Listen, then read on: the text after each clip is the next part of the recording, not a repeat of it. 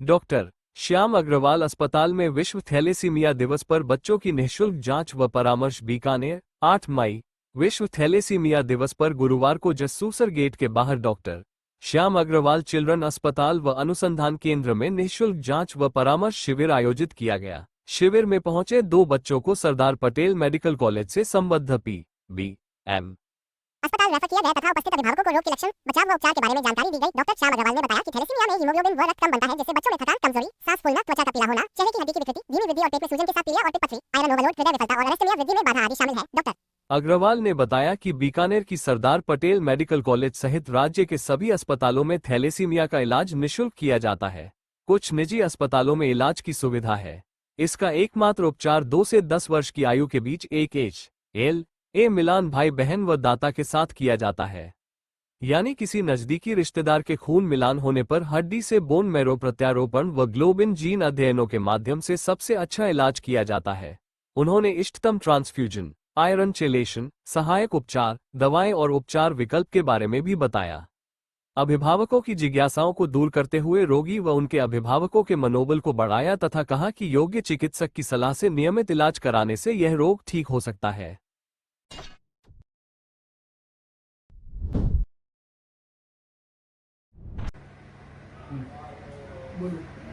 आज विश्व थैलेसीमिया दिवस है 8 मई। थैलेसीमिया एक वंशाणुगत बीमारी है जिसमें हीमोग्लोबिन की जो चेन होती है उसकी बनावट में गड़बड़ होती है और वो बनावट में गड़बड़ की वजह से खून जो है इफेक्टिवली हीमोग्लोबिन बन नहीं पाता। तो जो प्रभावित बच्चे हैं उनमें खून की कमी, हीमोग्लोबिन की कमी आती है और ये हीमोग्लोबिन की कमी अगर बच्चे को वंशाणुगत रूप से थैलेसीमिया मेजर है, जिसमें दोनों ही एक्स और वाई दोनों में ही अगर ये जीन आ जाती है, तो उस कंडीशन में बच्चे को थैलेसीमिया मेजर होती है और उसमें बच्चे को बार बार हीमोग्लोबिन की कमी आ जाती है और हर 15 से 20 दिन में खून चढ़ाने की जरूरत होती है। कुछ बच्चे जो कम प्रभावित होते हैं, जिसमें एकमात्र गुणसूत्र से बीमारी आती है, उसको थैलेसीमिया माइनर कहते हैं और थैलेसीमिया माइनर में बच्चे को बार बार खून चढ़ाने की जरूरत तो नहीं पड़ती, लेकिन उनके भी खून की कमी रहती है और उनको नियमित रूप से कुछ दवाइयां देनी पड़ती है।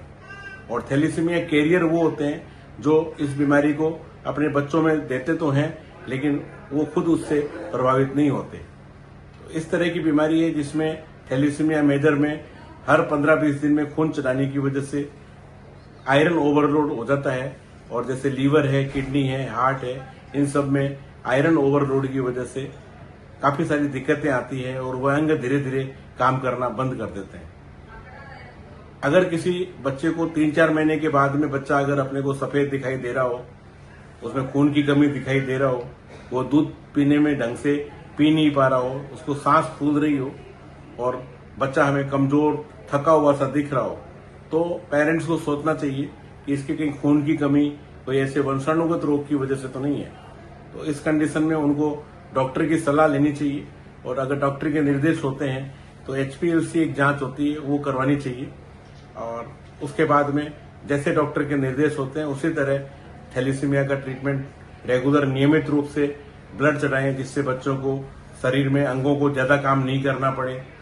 दूसरी बात, आयरन ओवरलोड से बचने के लिए नियमित रूप से जांच होती है। अगर आयरन ओवरलोड के लक्षण बच्चे में पाए जाते हैं तो खून चढ़ाने के साथ साथ खून कम करने वाले, जिनको चिलेशन थेरेपी कहते हैं, उसकी जरूरत पड़ती है। और थैलेसीमिया मेजर के बच्चों में जो सकारात्मक, जो एकमात्र जो रियल इलाज है वो बोन मेरो ट्रांसप्लांटेशन है। और अभी सभी अभिभावकों को मैं ये बताना चाहता हूँ कि अगर आपके बच्चे को थैलेसीमिया डायग्नोज हुआ है तो आपको अपने भी जीन्स टेस्ट करवाने चाहिए, उसके भाई बहन के भी करवाने चाहिए और आने वाली संतति भी थैलेसीमिया ग्रस्त नहीं हो, उसके लिए प्रसव पूर्व निदान होता है, प्रीनेटल टेस्टिंग होती है, वो भी उपलब्ध है। और अभी सरकार की काफी सारी स्कीम्स हैं, तो मेडिकल कॉलेज लेवल के हॉस्पिटल में काफी सारी सुविधाएं लगभग निःशुल्क उपलब्ध होती है। तो पेरेंट्स अवेयर होके ये करें और बोन मेरो ट्रांसप्लांटेशन के लिए अगर डॉक्टर की राय होती है तो आइडियल एज 2 से 10 साल की होती है और बहुत बार खून चढ़ने के बाद में वो